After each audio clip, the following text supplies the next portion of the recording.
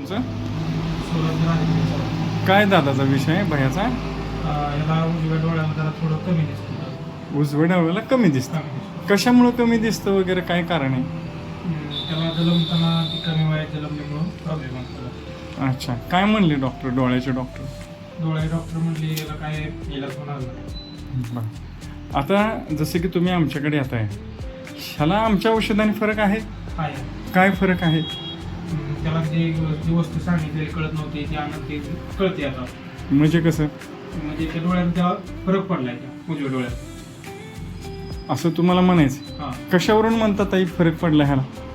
म्हणजे आम्ही एका डोळा बंद करून त्याला विचारतो ती वस्तू सांगतो ती वस्तू आहे. एक डोळा जर बंद केला पण केलं सांगतो. म्हणजे थोडक्यात दिसायचं लागलं. काय काय दिसायला लागलं आता?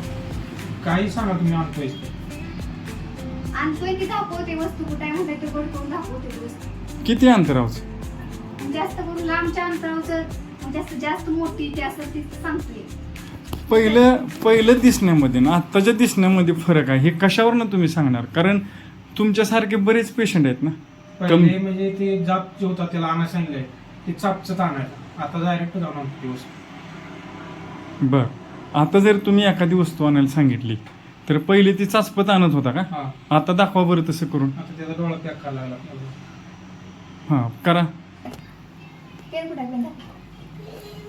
कुठे आहे पेन दाखव. कुठे आहे? दाखव. हाताने धर की पेन. हाताने धर. पेन कुठे आहे? घे. घे घे हातात. तुझ्यात. पेन कुठे आहे? घे. पेन घे. पेन घे पेन.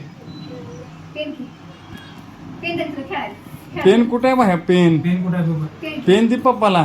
पेन घे. घे आज नाही घे. आज नाही घे. आणि हे दुसऱ्या साईडला ठेवा. पुस्तक दुसऱ्या साईडला ठेवा जरा लांब. शिकाय बघ. काय शिकाय काय वही आहे का? ठीक आहे. ठीक आहे.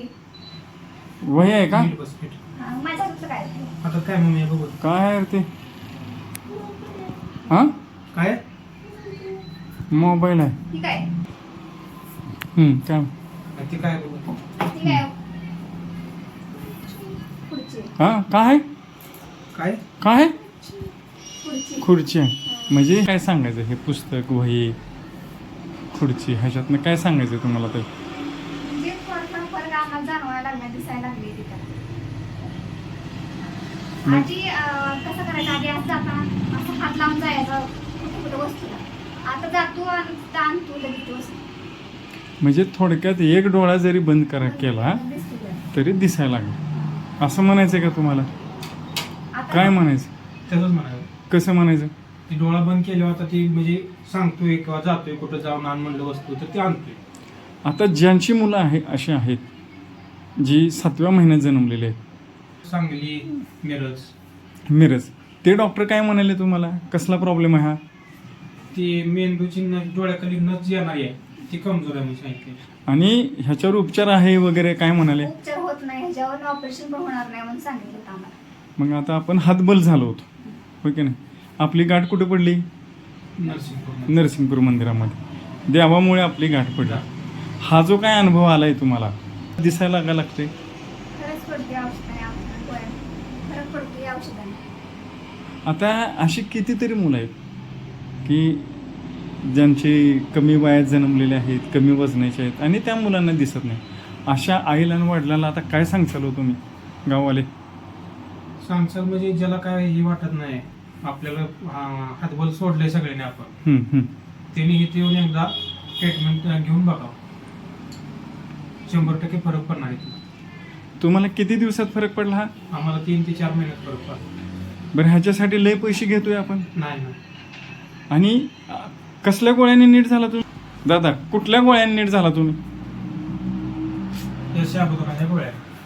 पण ह्या होमिओपॅथीच्या गोळ्यावर तर कोणाचा विश्वास बसत नाही की होताही.